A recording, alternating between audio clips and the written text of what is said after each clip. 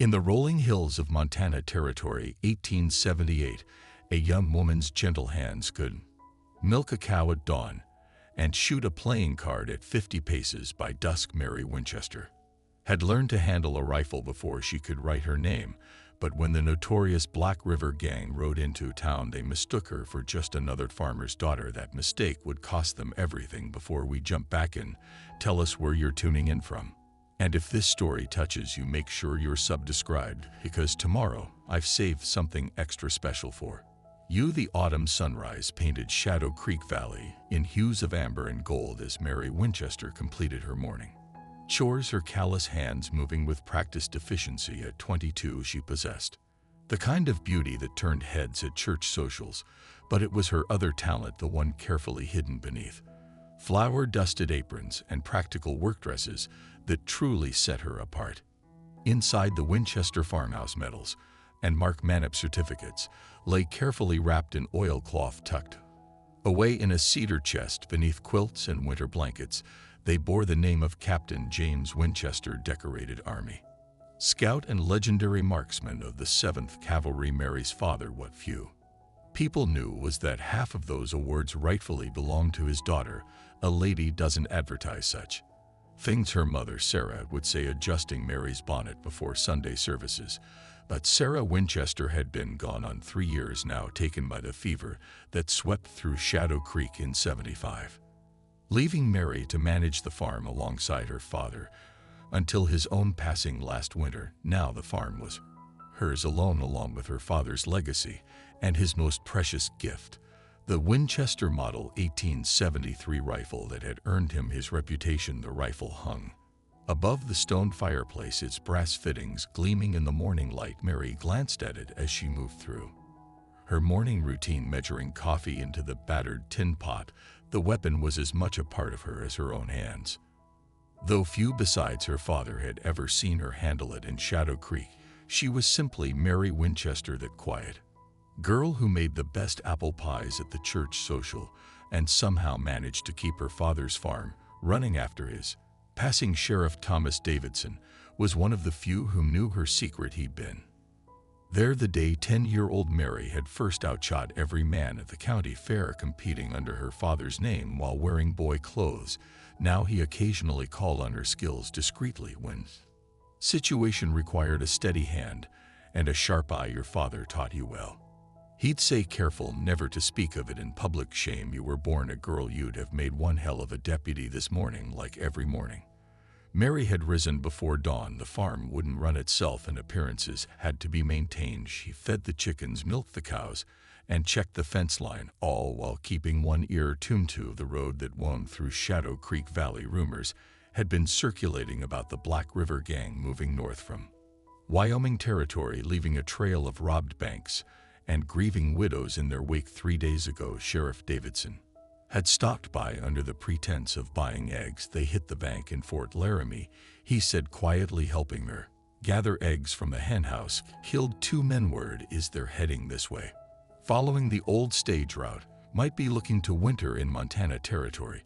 His eyes had drifted to the rifle above the fireplace. Might be we'll need your particular talent soon. Mary had simply nodded, continuing to collect eggs as if they were discussing nothing more significant than the weather. But that evening, after the sun had set and the nearest neighbor was too far to see, she'd taken her father's rifle down from its place of honor in the fading light behind the barn. She had methodically put 30 rounds through a playing card at 50 paces, just as her father had taught her. The card, when she retrieved it, had a hole precisely through its center. Now, as she carried a basket of fresh eggs toward the house, the sound of approaching horses made her pause. Through the morning mist, she could make out 5 riders approaching along the valley road. Their horses were trailer but good stock, and their rifles were well maintained, not the usual roughnecks or drifters who occasionally passed through Shadow Creek. Mary adjusted her apron and brushed a strand of honey brown hair from her face, the very picture of a hard-working farm girl. But her eyes, sharp as a hawk's, had already counted weapons, noted firing positions, and Mark the leader, a tall man with a distinctive scared saddle and a cult peacemaker worn high on his hip. The Black River Gang had arrived in Shadow Creek Valley, and they had no idea they were being watched by the deadliest shot. In 3 territories, the riders drew closer to the Winchester farm, their horses' hooves kicking up small clouds of dust in the crisp morning air. Mary kept her movements deliberately unhurried as she gathered her egg basket, allowing a slight tremor in her hands that had nothing to do with fear and everything to do with appearances. Her father's voice echoed in her memory. "Let them underestimate you, little hawk. There's power in being unseen." Morning mist, the leader called out, reeing his horse to a stop at her gate. Up close, she could see the scar that ran from his left temple to his jaw, a detail that matched Sheriff Davidson's description of Marcus Scared Jack. Harrison, the Black River Gang's notorious leader, wondering if you might spare some water for our horses. Been a long ride from Wyoming, of course, gentlemen, Mary replied, pitching her voice higher than normal, playing every bit the nervous farm girl. The well's just there by the barn. Help yourselves. She gestured with her free hand, mentally noting how the morning sun would be in their eyes if they faced the barn, a detail her father had taught her to always consider. As the men dismounted, Mary caught fragments of their whispered conversation. Easy target, living alone, no neighbors for miles. Her fingers itched to reach for the rifle inside, but she forced herself to remain still. Timing, her father always said, was as important as aim. The youngest of the gang, barely more than a boy with sandy hair and ill-fitting clothes, approached her directly. "Awful dangerous for a lady to be out here all alone," he said, trying to sound worldly, but coming across as rehearsed. "Lots of bad men about these days." "Oh, I manage well enough," Mary answered, allowing a slight quaver in her voice. "My father taught me everything I need to know about running the farm before he passed your father." Scarred Jack had moved closer, his spurs jingling against the packed earth. Would that be James Winchester by any chance? Mary clutched her egg basket tighter, letting genuine surprise show on her face. "You knew my father?" The gang leader laugh was cold as a mountain stream. "Knew of him.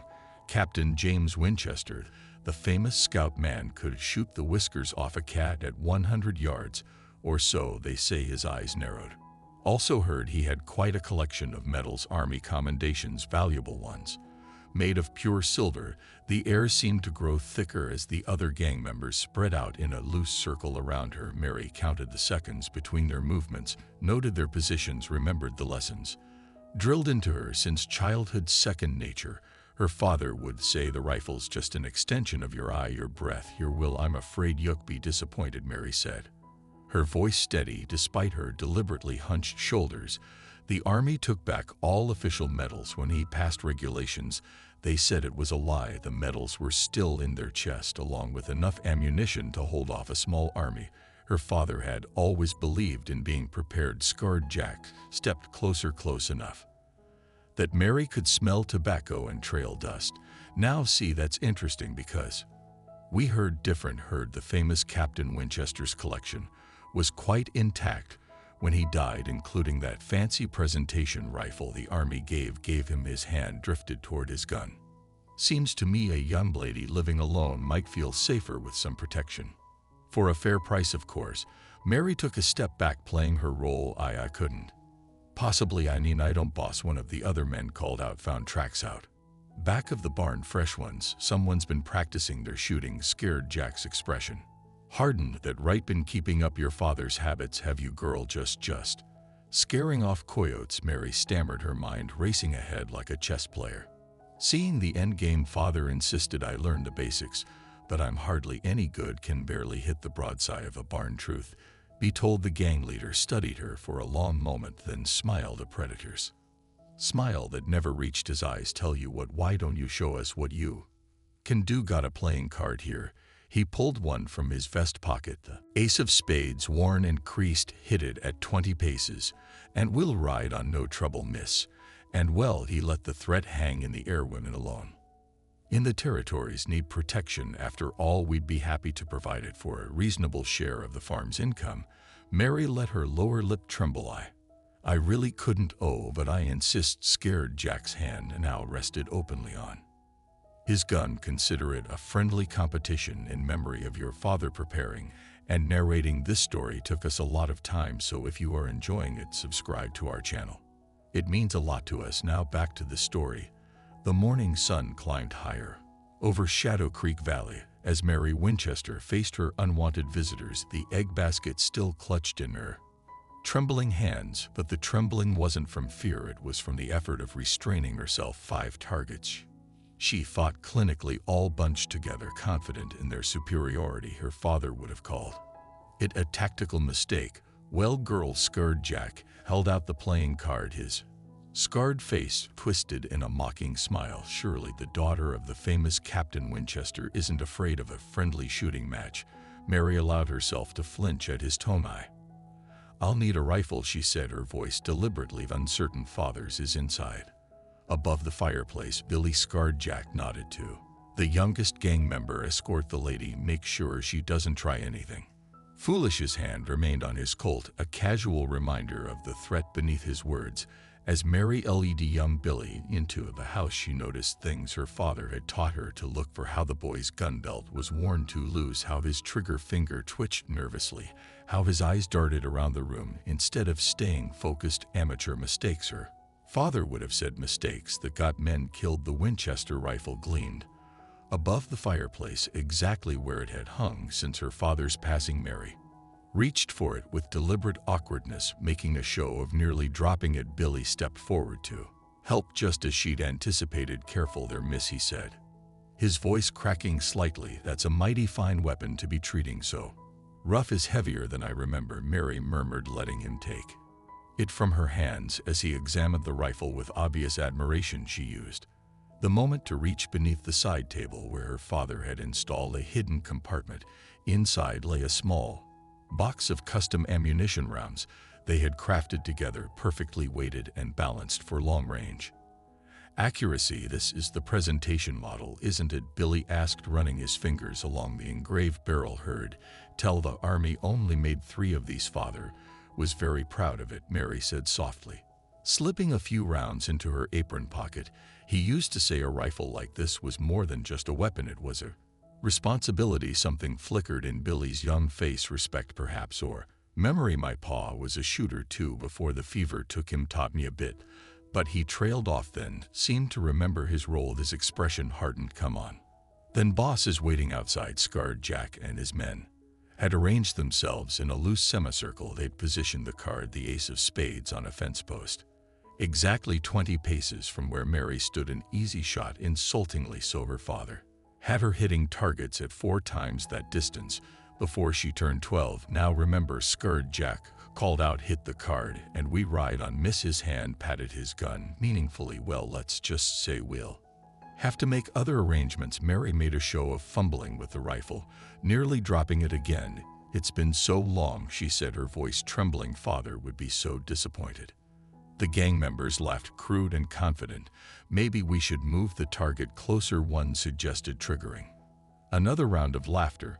Mary raised the rifle, deliberately holding it wrong stock, not quite seated stance, slightly off. She could feel her father's voice in her head correcting her form, as he had thousands of times breathed. Little hawk, the rifle's just an extension of your eye. She squeezed the trigger. The shot went wide, splintering the fence post 6 in to the right of the card. More laughter. Looks like you'll be needing that protection after all. Girl, scared Jack said, starting forward. Now about our arrangement. Wait, Mary said quickly. Father always said, he said I should get 3 shots for practice. Please. She let her eyes fill with tears. Just to be sporting. Scared Jack paused, then spread his arms magnanimously. Well, boys, what do you say? Should we give the lady a sporting chance? The gang members grinned and nodded, clearly enjoying the show. Only young Billy looked uncomfortable, still holding the rifle case he carried out from the house. Mary took her second shot. This one hit the fence post on the left side of the card, closer, but still a clear miss. She heard more derisive comments, saw the gang members relaxing even further. Their hands had drifted away from their weapons. After all, what threat could this clumsy farm girl pose? Last chance, girl, scared Jack called out. Better make it count. Mary took a deep breath, centered herself, and remembered her father's most Important lesson sometimes, little hawk, the best shot is the one they never see coming in. One fluid motion she shifted her stance, feet planted perfectly, rifle tucked tight against her shoulder, cheek welded to the stock. Before the gang members could register the chain she squeezed the trigger, the ace of spades didn't just fall, it exploded into perfect thirds, the pieces fluttering in the morning breeze. The morning air crackled with tension as the shredded pieces of the pull card drifted to the ground for 3 heartbeats. No one moved then. Scared Jack's hand flashed toward his Colt, but Mary was already in motion, the rifle pivoting with fluid grace toward the gang leader. "I wouldn't," she said, her voice transformed. Gone was the trembling farm girl, replaced by something harder, forged from countless hours of practice and her father's relentless training. "I can put a bullet through your gun hand before you clear leather, and unlike that playing card, I won't need 3 tries." The gang members froze, their confident smirks replaced by uncertainty as they realized their situation. Mary Winchester stood before them, transformed, her stance perfect, her aim unwavering, every bit her father's daughter. The morning sun caught the rifle's brass fittings, making them gleam like fire. "You played us," scarred Jack said, his scared face twisted with rage. "This whole time my father taught me more than just shooting," Mary replied, keeping the rifle trained on him while remaining aware of his men's positions. "He taught me that sometimes the best advantage is the one they give you themselves." Her eyes flickered to the others' hands, "Where I can see them. Gentlemen, Billy, be a dear and collect their gun belts." The young gang member hesitated, looking between Mary and his boss. In that moment of indecision, one of the other men, a weathered character with a red bandana, made his move. His hand dropped to his holster, but before he could grip his weapon, Mary's rifle cracked. The man's hat flew off his head, a neat hole punched through its crown. "It was a warning," Mary said calmly, the rifle already back on. "Scared Jack, the next one goes lower." "Billy, the gun belts, please." This time Billy moved carefully, collecting weapons from his stunned companions. Mary noted how he handled the task efficiently, with a familiarity that suggested his own father had indeed taught him something about proper gun handling before the fever took him. "You won't get away with this," scared Jack growled, though he kept his hands carefully visible. "You're just one girl. We have friends, allies all through these territories. They'll come looking." "You mean the rest of the Black River gang?" Mary's question made him blink in surprise. "The ones camped in Potter's Canyon, waiting for your signal to hit the Shadow Creek bank." She allowed herself a small smile at their shocked expressions. "Did you think my father only taught me shooting? He was a scout, gentleman, the best in the 7th Cavalry. He taught me to read sign, to track, to observe. I'd known you were coming for days. Sheriff's been watching that canyon since yesterday." She continued, "Right about now, he and his deputies should be having an interesting conversation with your friends." This was a calculated bluff. She'd sent word to Sheriff Davidson about the track she'd found, but hadn't received confirmation of his actions. Yet still she'd learned from her father that confidence was often as powerful as fact. "You're bluffing," scarred Jack said, but there was a note of uncertainty in his voice. Mary kept her tone level. "The same way I was bluffing about not being able to shoot Billy. Once you've collected all their weapons, there's some rope in the barn, good strong hemp. We use it for breaking horses." As Billy moved to comply, Mary addressed the gang again. "You men have a choice to make. The smart one would be to surrender peacefully, face the law's judgment for your crimes. The other choice," she left the threat unspoken, letting them fill in the details themselves. "You can't watch all of us." Red Bandit snarled, his hand touching the spot where his gun should have been the moment you look away. 217 Mary interrupted. "What, 2117 consecutive bullseyes at the Army shooting competition in Fort Laramie, spring of '75. They thought I was my father, of course. I was wearing his coat hat pulled low, but every one of those shots was mine." Her eyes locked onto Red Bandit. "Would you like to test whether I've improved since then?" The story hit them hard. The Fort Laramie competition was legendary in shooting circles. Mary saw the moment the fight went out of them, replaced by the dawning realization that they weren't facing some lucky farm girl, but rather a shooter whose skills might surpass even the famous Captain Winchester's. "Your father would be proud," Billy said quietly as he returned with the rope. There was something like admiration in his young face. "My father would say I showed off Mary replied, a touch of sadness in her voice. He always taught me to avoid confrontation when possible, but he also taught me to finish what others start. She raised her voice, addressing the gang. On your knees, gentlemen, hands behind your backs. Billy, start with your boss. The tables have turned, but how will Mary handle what comes next? Subscribe now to find out if her skills and courage will be enough to bring justice to Shadow Creek Valley with the Black River Gang.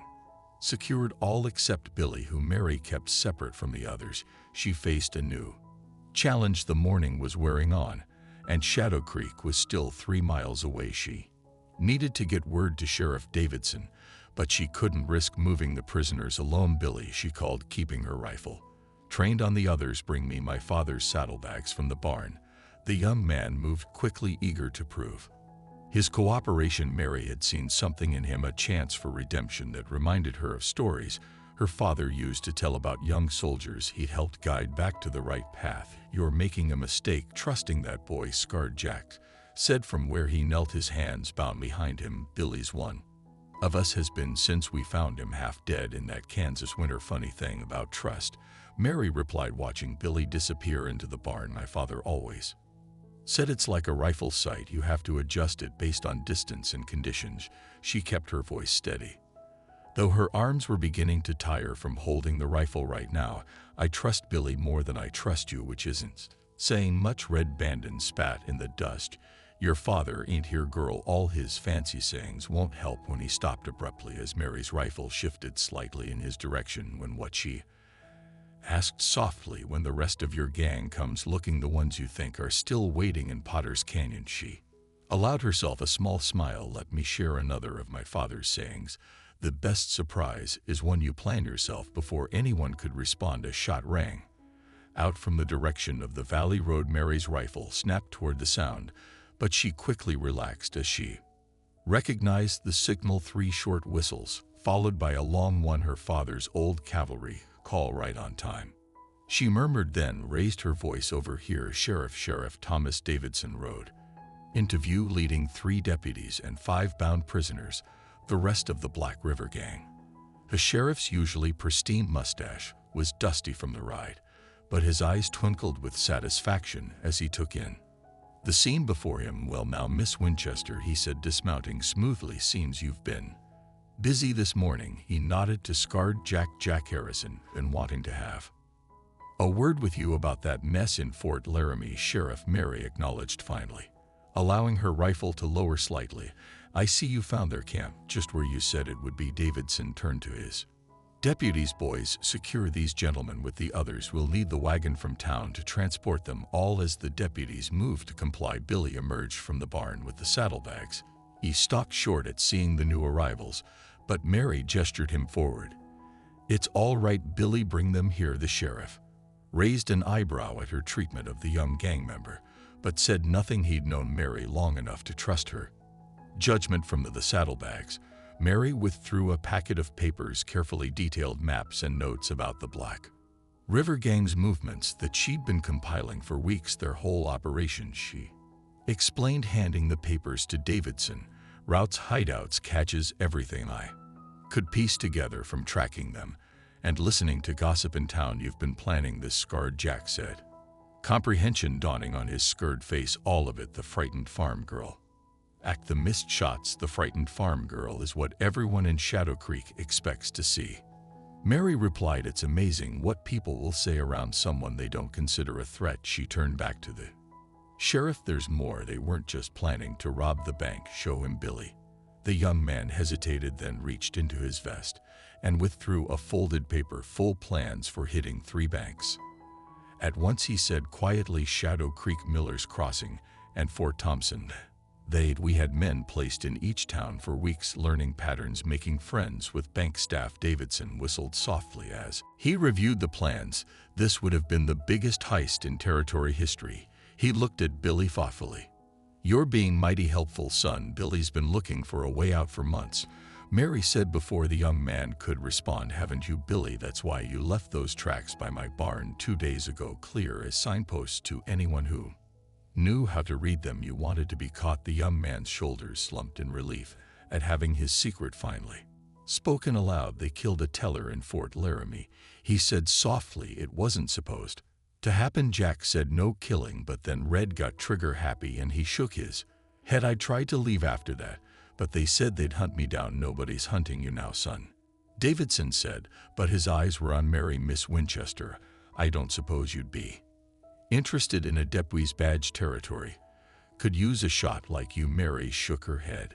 Smile. In my place is here, Sheriff. The farm needs me. She paused, then added, but if you're looking for new deputies, might I suggest someone who knows the gang's operations from the inside, someone young enough to learn a better way. Billy's head snapped up. Hope, wearing with disbelief on his face red bandana, laughed harshly. You're both fools. This ain't one of them dime novel stories where everything works out neat and pretty. Real life ain't like that. No, Mary agreed, thinking of her father's lessons, of long hours practicing in secret, of years playing a role while keeping her skills sharp. Real life is harder, messier.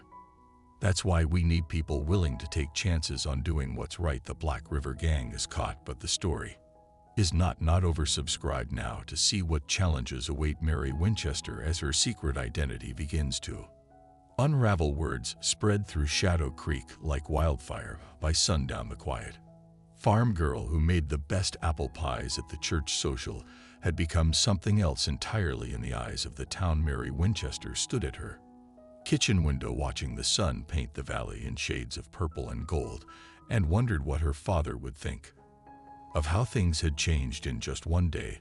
They're calling you the Shadow Creek Angel, Sheriff Davidson said, accepting a cup of coffee at her kitchen table. He'd returned after securing the prisoners in the town jail, bringing news of the town's reaction, though some of the old-timers are saying they knew all along. Apparently, Mrs. Henderson swears she saw you shooting bottles behind the barn last spring. Mrs. Henderson needs stronger spectacles, Mary replied dryly. I haven't practiced behind the barn since winter. She sat across from him. Her father's rifle now returned to its place above the fireplace. How are the prisoners settling? In quiet, mostly, except for Jack. He's been demanding to speak with territorial authorities, claiming he has information about bigger operations. Davidson stroked his mustache thoughtfully. Billy's been helpful, though. Boy knows more about gang operations across 3 territories than most lawmen. Mary nodded, thinking of the young man's eager cooperation. After the excitement had died down, Billy had spent an hour detailing cache locations and gang connections to Davidson's deputies. Have you decided about his offer to turn evidence? Already sent telegrams to Fort Laramie and Miller's Crossing. If his information helps bring in the gang's other connections, Judge might look favorably on leniency. The sheriff paused. Boy's got potential. Reminds me of some young soldiers I knew in the war. Just needed someone to believe in them. A knock at the door interrupted them. Mary tensed her hand, instinctively moving toward the rifle, but Davidson shook his head. That'll be Martha, he said. My wife insisted on bringing you a pie. Says it's not right for you to be out here alone. Now that everyone knows. Mary finished for him. She opened the door to find not just Martha Davidson, but half the L's Aid Society crowded onto her porch, led by the formidable Mrs. Henderson herself. Mary Winchester, Mrs. Henderson declared, her voice carrying the weight of 3 decades as Shadow Creek's unofficial social arbiter. We simply couldn't let you spend the evening alone after such an ordeal. Before Mary could protest, the women swept into her kitchen, bringing with them pies, casseroles, and an overwhelming wave of chatter. Sheriff Davidson made a tactical retreat, tipping his hat with a sympathetic smile as he slipped out to think. Mrs. Peterson said, arranging her casserole on Mary's counter, all this time we've been treating you like a child who needed looking after when you were really. She trailed off, seemingly unsure how to categorize a young woman who could outshoot most in the territory. I'm still the same person, Mary said firmly, accepting yet another pie. Nothing's changed except what you know about me. But dear Mrs. Henderson interjected, everything's changed. Why just today? Mrs. Miller was saying her Thomas might be interested in courting you. A girl with your talents would make quite a catch for any young man looking to start a ranch. Mary suppressed a sigh. This was exactly what she'd feared, her carefully maintained privacy crumbling under the weight of public interest. I'm not looking for suitors, Mrs. Henderson The farm keeps me busy enough." "Nonsense," the older woman declared. "A girl your age needs to think about her future, or why with your skills you could have your pick of any young man in the territory," though she added with a significant look, "Some might be intimidated by a wife who shoots better than they do." The other women tittered, but Mary noticed some nodding in agreement. She thought of her mother's words about a lady's reputation, wondering what Sarah Winchester would make of all this. "Ladies," Mary said carefully, "I appreciate your concern, but—" Another knock at the door interrupted her. This time it was Reverend Clark, accompanied by several members of the church board. "Miss Winchester," he said solemnly, "we've been discussing the Sunday school position." Mary had been teaching the younger children on Sundays, a role she'd enjoy precisely because it let her be useful while maintaining her quiet reputation. Now she saw it in the Reverend's expression that this too might change. "Perhaps," he continued, "given recent events, it might be more appropriate for you to teach the older boys' class. They could benefit from your expertise in certain areas." Reverend Mary started, but Mrs. Henderson cut in. "Now see here, Reverend Clark, just because Mary can handle a rifle doesn't mean she's any less suited to teach the little ones. Why, my own grandmother carried a shotgun during Indian raids, and she was the finest Sunday school teacher in Virginia." As the argument grew, Mary slipped out onto her porch, leaving the voices behind. The evening air was cool, carrying the scent of sage and distant rain. She thought of her father's words about the price of skill, not just in the hours of practice, but in how it changed how others saw you. How will Mary navigate her new reputation? Subscribe now to follow her journey as she balances her skills with society's expectations. The next morning dawned, clear and cold, frost painting Mary's farmhouse windows with delicate patterns.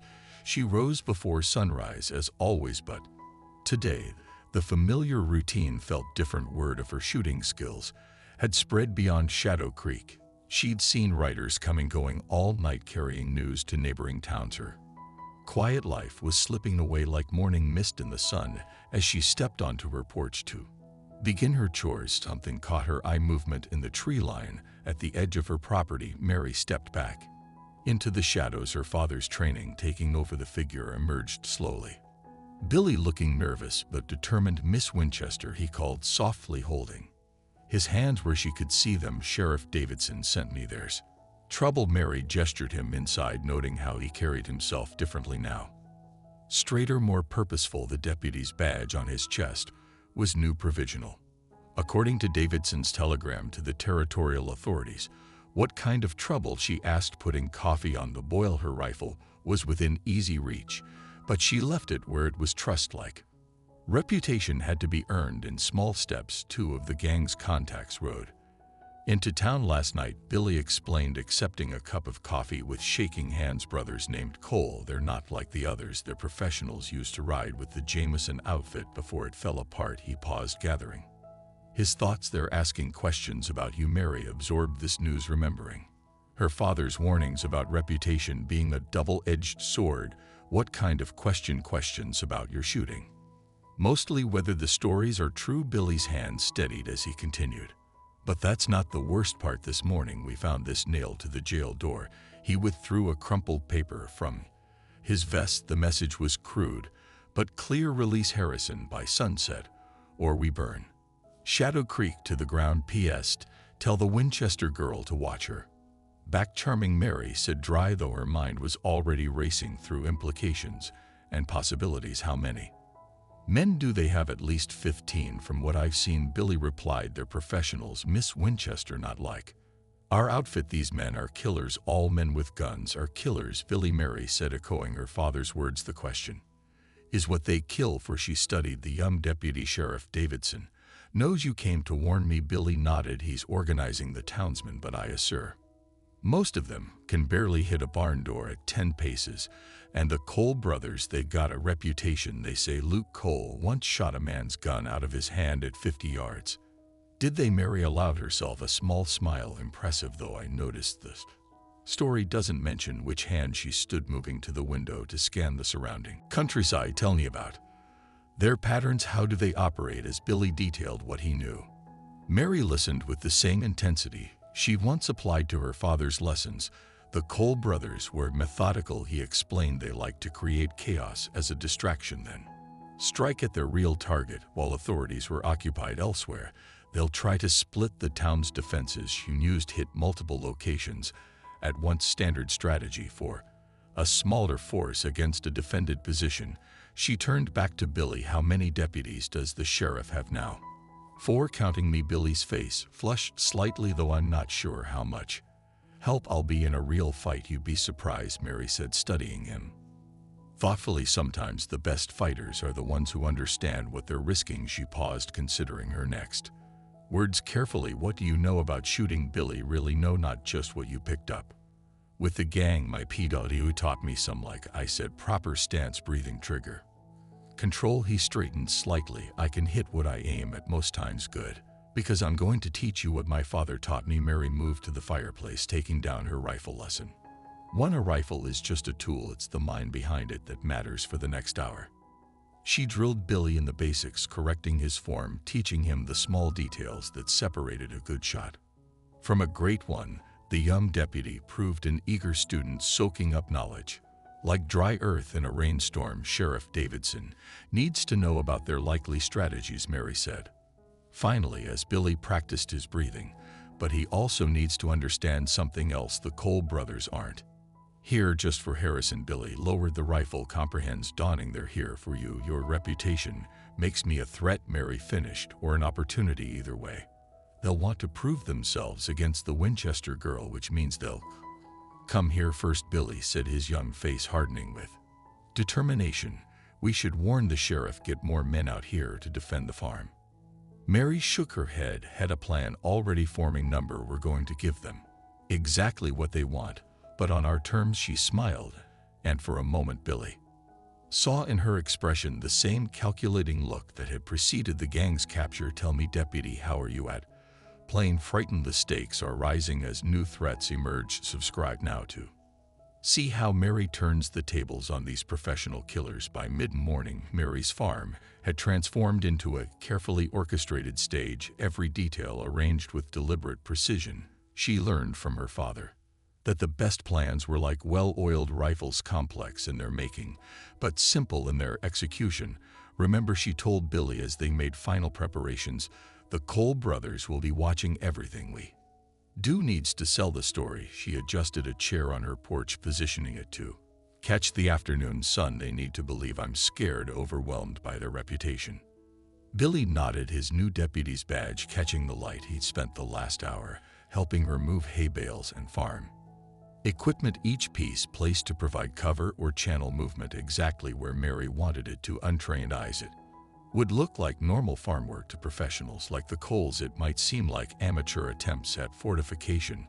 What if they don't take the bait? Billy asked, wiping sweat from his brow. These men aren't like Jack and the others. They won't underestimate you just because you're a woman. No, Mary agreed, checking sightlines from various positions. They'll underestimate me because they think they know what I can do. She smiled slightly. After all, they've heard the stories. 3 shots to hit a playing card, lucky timing with the Black River gang. They'll be expecting a farm girl with some natural talent. That's not Captain Winchester's daughter. Billy finished.